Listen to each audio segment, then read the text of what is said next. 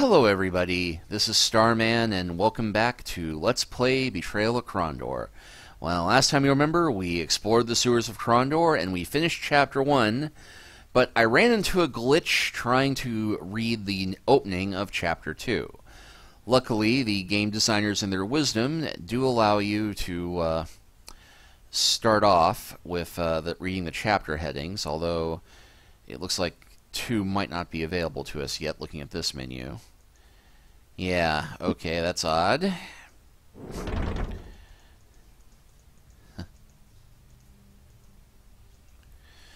And this, I beg your forbearance, it'll take me a while to click through this. Oh, you click with the right mouse button to get it to advance, not the left one. Strange that. Okay. But the good news is we can, at least once I restore a game where we finished Chapter 2, and I did start...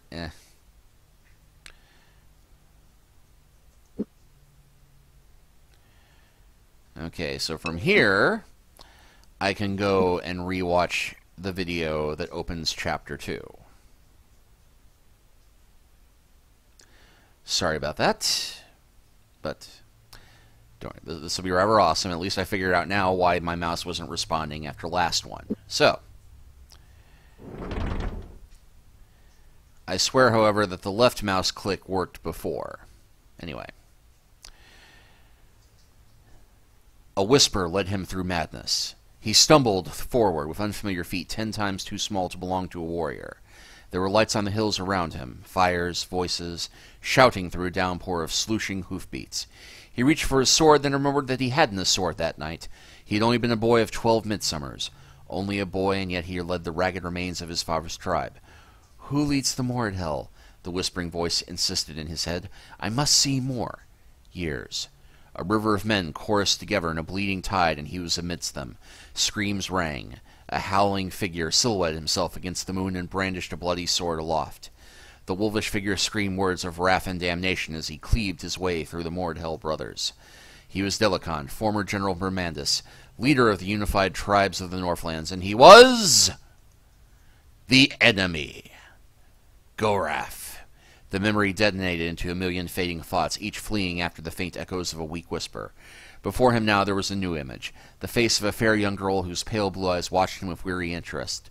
There were others, too, all seated like themselves around a polished council table, all studying, all dissecting, and Goraf was the object of their scrutiny. I cannot find the truth, my prince, the tired girl whispered finally, quietly. His mind is chaotic. I find images, but I cannot hold them long enough to understand. Narrowing his dark eyes, Prince Arufa glared at Goraf. He hides his thoughts? Goraf is Moradhel, Pug quickly interceded for his exhausted daughter. Even with Gamina's exceptional talent for sensing thoughts, his mind may have many innate psychic defenses. I may need to send for one of my more advanced students.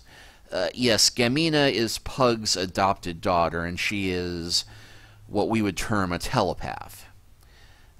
It's her only magical talent, but she uses it to great effect. She is probably the most powerful telepath in the world. In fact, when we first see her as a 6-year-old girl in the books, she can't talk normally. The only way she can talk is by projecting her thoughts into somebody else's head.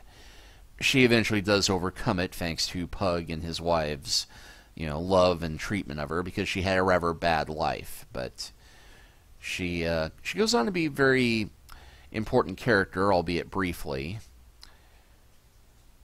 Anyway. No need to disturb the studies, Master Magician Pug. The Mordhell speaks true.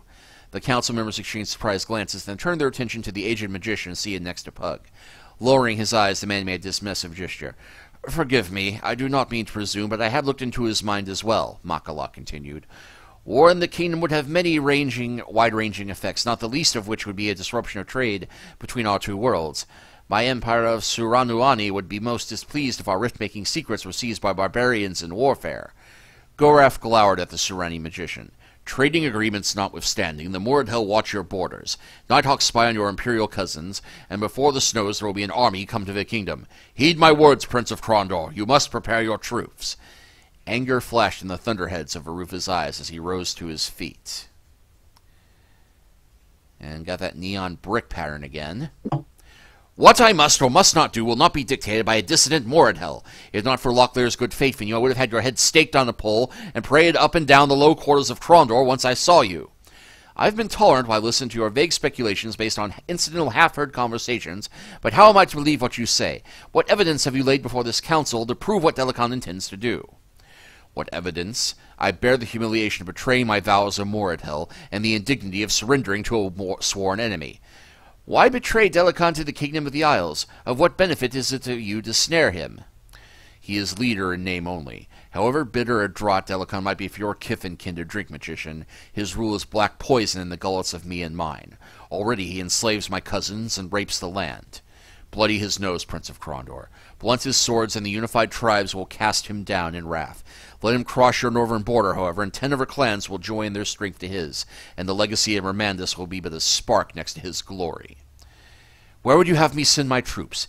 If indeed he intends to strike against one of our northernmost possessions, which castle shall I garrison for the attack? High Castle? Iron Pass? Northwarden? If I am to fight a war, by my teeth, tell me where you would have me fight it! Would that I could tell you. Delacon holds in good confidence only a handful of cowering dogs, and among them only a few are privy to his war plans. His private councils are restricted to choice individuals. His advisors, Narab and Nago, who we killed, his mistress Lilian, his son Moroloth, and Nighthawks. He keeps foul company, that leader of yours. Your Highness, if you give me leave, I believe I can find evidence of Delacon's intent. I'll need someone to accompany me to Romney and supplies for my journey and a small parcel of gold. Romney? What can you think to find in a provincial river town in the heart of the kingdom? I aim to catch a bird in flight. Of late, Delacon has emptied a good deal of his treasury to revive the services of the Nighthawks. In exchange, he has demanded tactical information about kingdom holdings.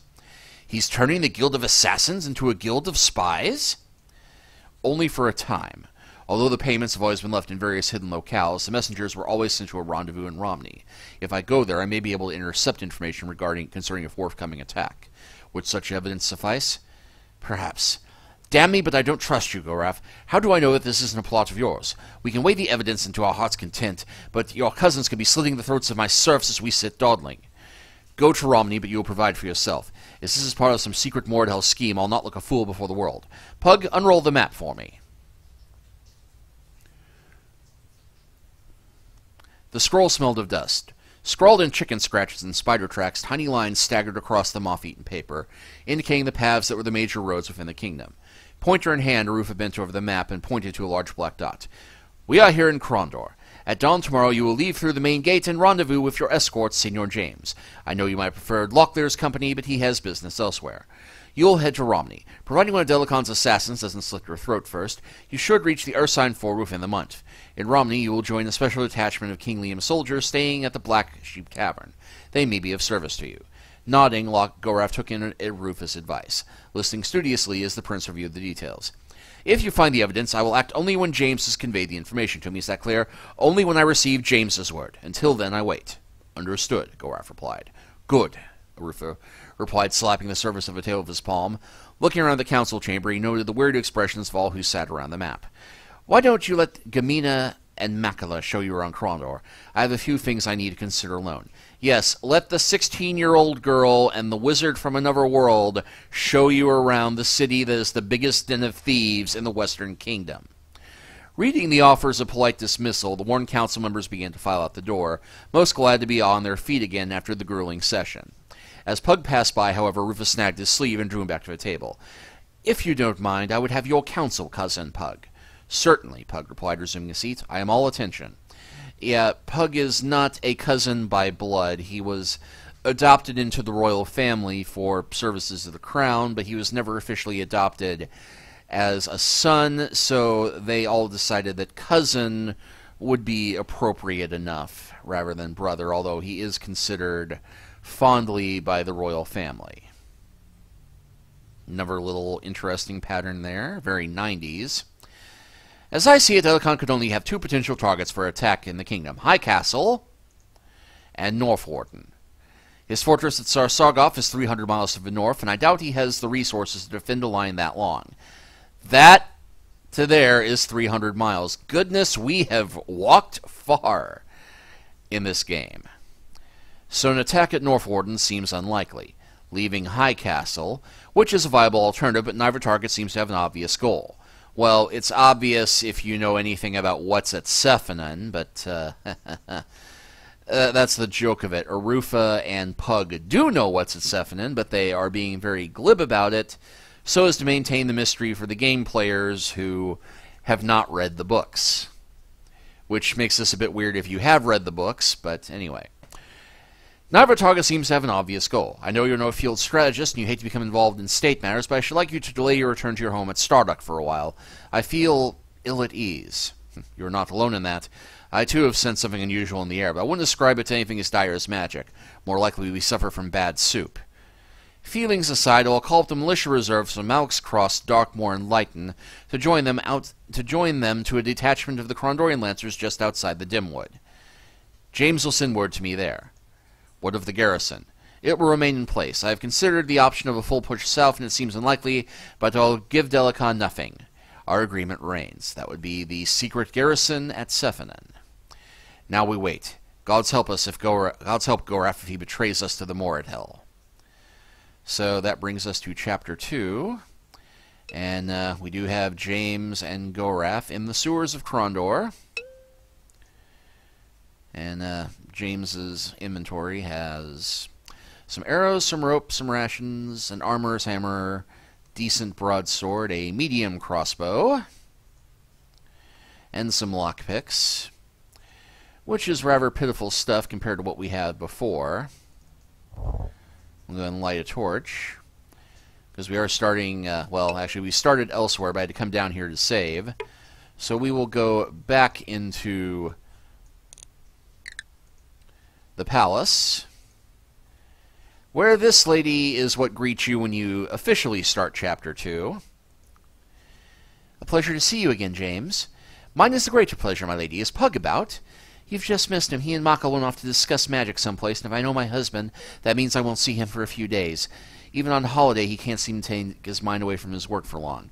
Yes, Catala here is Pug's wife, the Duchess of Stardock.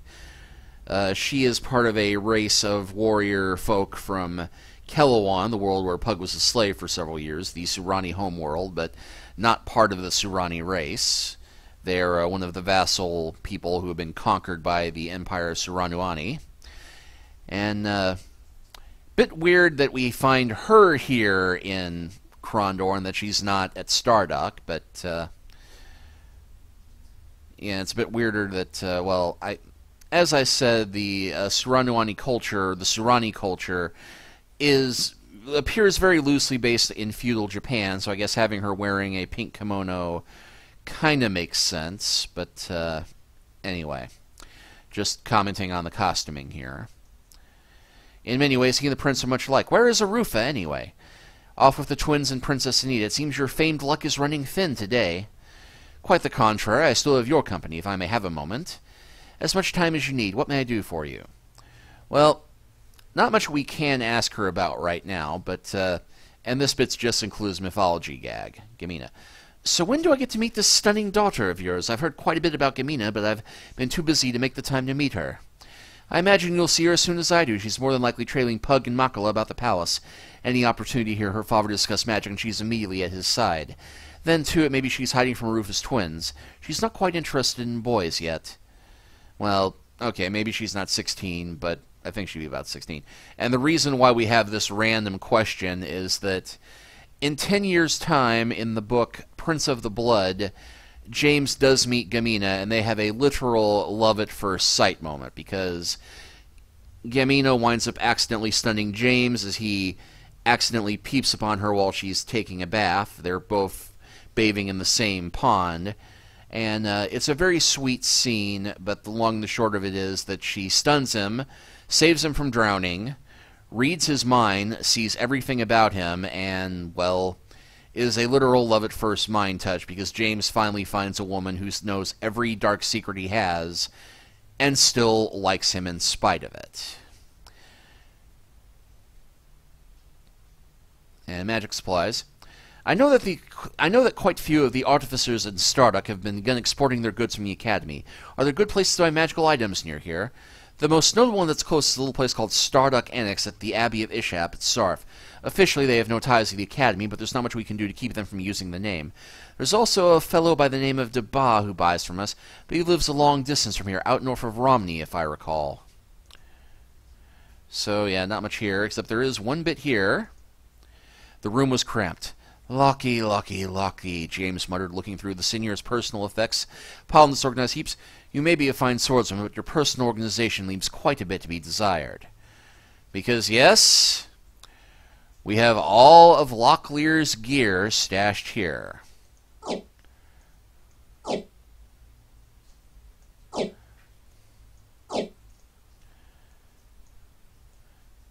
So we can now have James get this fine rapier and dragon armor. And the poison arrows.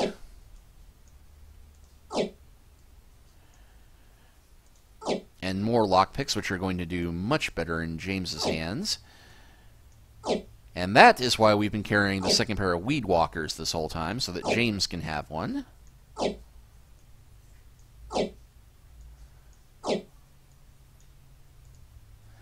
Not enough room. Well, ditch the armorer's hammer.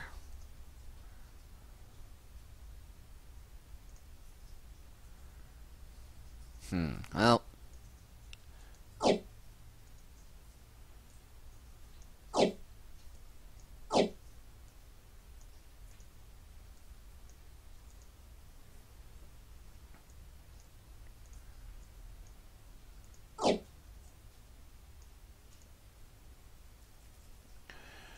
Well, I hate to leave good healing potions behind, but leave the whetstone here.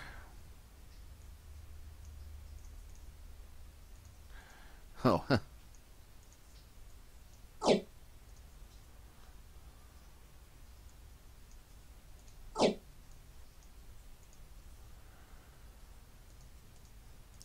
Well, if I really need a whetstone or more poison arrows, I can always come back.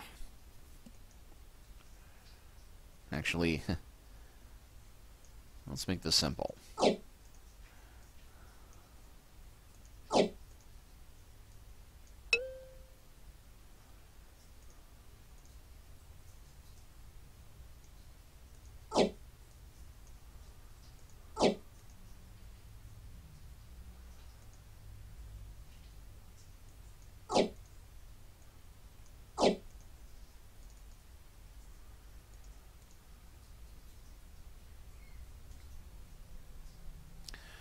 That should increase James's skill a bit, as far as defense goes.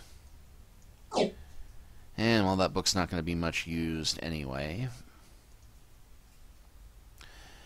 And we can try and exit, but they could be seen. James halted the party to consider. Let's not give Delicon any more help than he needs. If we leave through the palace's main gates, we may as well have trumpeters going before us, announcing the fact that to everyone with the Kingdom of the Isles. The sewers are probably our best option. So, yes, we must leave by the sewers. Once again. And James's defense ability has increased by 59. And yeah, I think James probably has worse combat stats than Owen at this point. But we will do what we can to rectify that shortly. You'll note, however, that his stealth and lockpicking are fantastic. Because James is next rogue, and in fact, reading his sheet. Once known as Jimmy Hand, Seigneur James is the son of the Upright Man, the leader of the Thieves Guild in Krondor, though James is not aware of his true heritage. His thieving skills and quickness were legendary, but now, elevated to nobility by Prince Rufa, Seigneur James has taken his position of authority very seriously, though he still wanders his old thief haunts in disguise on occasion. He is extremely loyal to Rufa and will do anything his liege lord asks him to do. Yes, funny bit in Silverthorn is that Rufa tries to make a bargain with the Upright Man, the leader of the Mockers, the Thieves of Krondor, and tries to win their help in getting information on the Nighthawks who are trying to assassinate him. the upright man says that they need to, it'll cost him 10,000 gold to do that.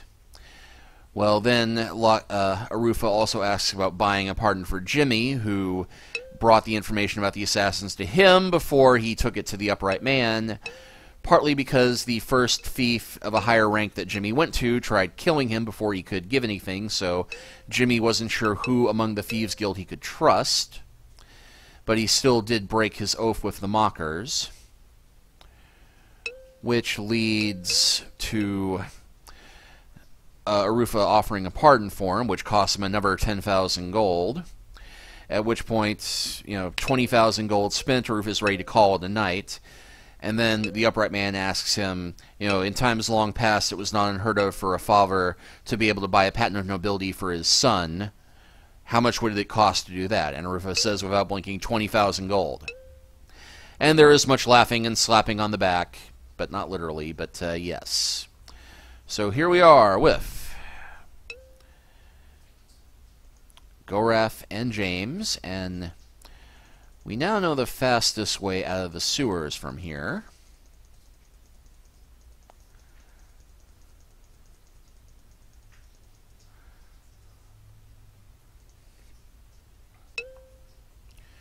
I'm probably going to run into at least one fight on the way out.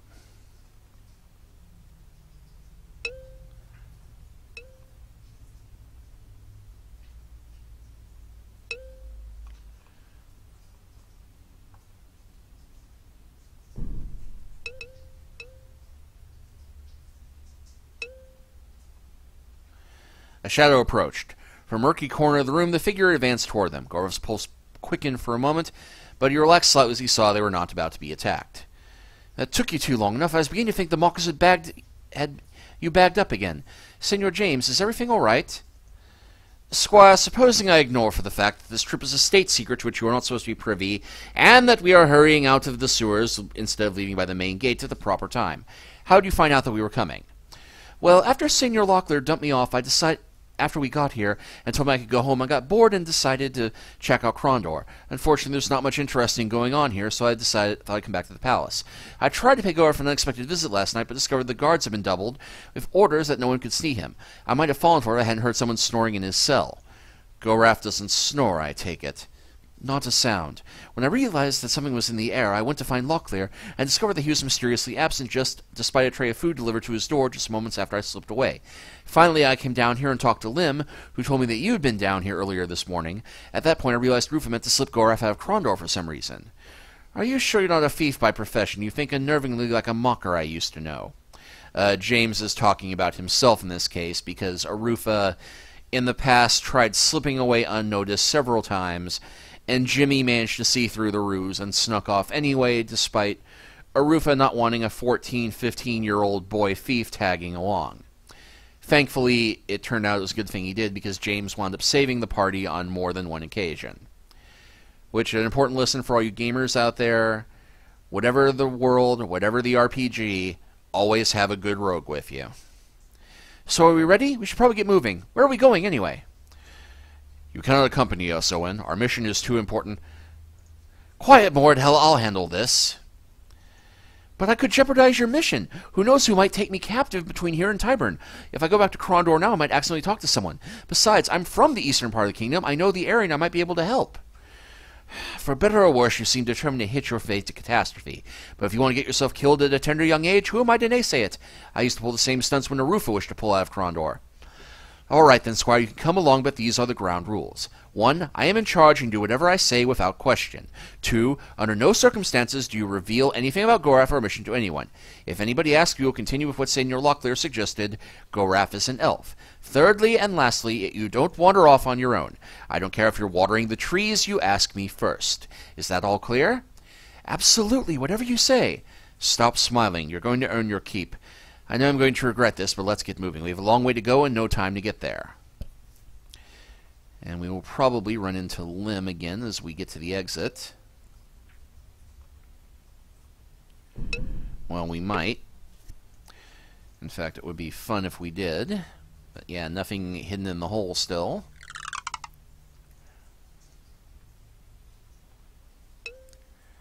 And well, hey, we did avoid a ambush of rogues there. But you know what? We have not had a combat yet in this, so let's go ahead and have a combat. Oh, and we ambushed a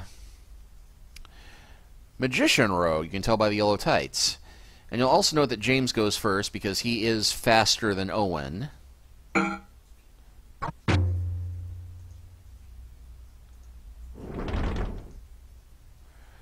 This may be overkill, but I dislike having snipers active.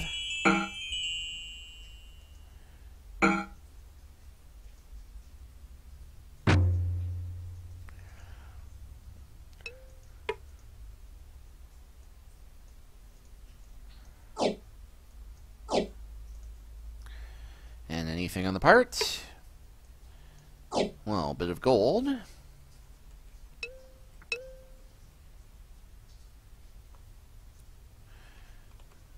Yeah, you hit that corner, it'll turn you around.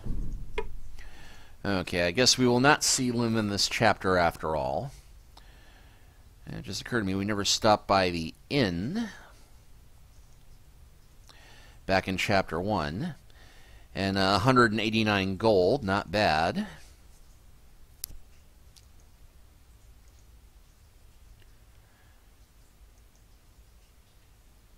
James grinned.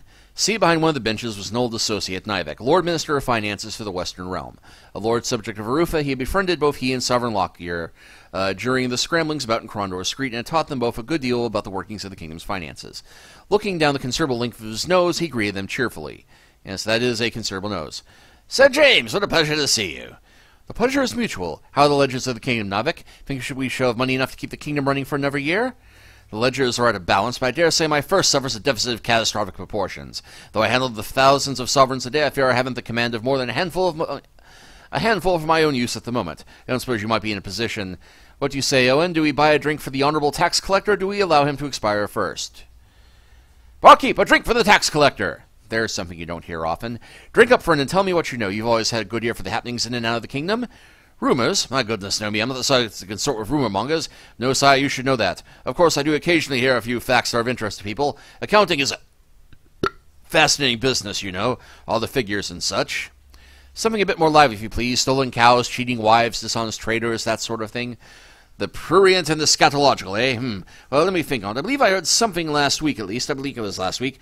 Maybe it was in the last week before that. Could have been more than the annexation of Alex Cross. If you please, Nivek, we would like to get out of here before tomorrow. I would be most pleased to accommodate you. It seems my mouth is growing a bit dry. What do you say to buy me another drink? Oh, why not? That's better. Now, what was I saying? Oh, sorry. There was... this fellow that lives near Sefton has filed 3 new claims on lands in the past year. 3, understand that? Is there something suspect about his purchases? Oh, his selections of land are nice enough. Prime pieces of land, in fact. But he's without a title. I was supposed to ignoble birth managed to buy 3 prime estates. Tell me that. What was the fellow's name? Perhaps we should look into it. What kind of question is that? Now, you can't carry my ledger about my hand. Might as well ask me the name of Prince Arufa's wife. You mean to tell me you can't remember Princess Anita's name? No. What is her name? You were telling me about the man near Sephinon. What else do you know about him? Tell me about the man. I think his name was Feber. No, that's not right. It's Fleber. Monk's finger. Maps flipper. Feber. Maxie Feber. That's it. You know, I really should go home. I'm tired now. Maybe I should go home. There's still a few more things that you know. Think you can hold out for just a few more minutes? Sure. I can do it. Need something else to drink, though. You Ian? Yes, that's the what? I suppose you mean that your drink hit the mark. Why will you tell me a bit more about this Max Feber character? Nah, it's boring. Let me tell you last year. Do you know that for every cow in McKemia, we get a golden sovereigns a year alone for us with the manure? Did you know that? Bet you didn't. And for every duck... Max Feber. I want to know about Max Feber. Okay, Moxie Flipper. I know that Gia was trying to buy up some property left in Sephinon a few years ago, back from Jared Lycro, but Jared wouldn't sell to no one. So Moxie cooked up this idea. Sure, you don't want to hear about the ducks? No, just tell us about Max. What did he do? He got himself a shovel and dug to try to scare Jared. Of course, Jared wasn't scared of nothing, but it sure frightened Nia. What was he digging up? Gotta sleep now. Good night. Maybe I could buy you another drink? Oh, you haven't run out of money yet? Oh, in that case, I'll take another if you're buying. Yeah, this is not going to help us at all, but come on. Graveyard near Stuffing, that's where you was digging. Yep, for a ghost of Jero, and not at all, just near, little near. Where do you think he got the funds to buy the land? He said he got it in a hole. All the monkeys, money's in the hole. Just gotta go get it. Ain't afraid no ghosts. What hole are you talking about? Where is he going? I think I go home now. One more tanker of ale keep him going? Yeah, that's never try to shoot him, but no criminal gets a miss. Oh, guess I'm gonna be so rich. Oh. The what? I don't understand. I said him be sick. Okay, I think we've abused you enough for now. Sleep well, Nivek. I think we know all we need to know. So, yeah. After all that, the party's abilities have increased again. I think it's probably, oh, well, my stealth increased, and Goraf's barding increased. Well, after all of that, we are out of Krondor and have gotten through the end of this chapter. And we will go ahead and stop here, but next time we shall go forth and enter the world of the Kingdom of the Isles and see how things have changed in Chapter 2. We will see you then.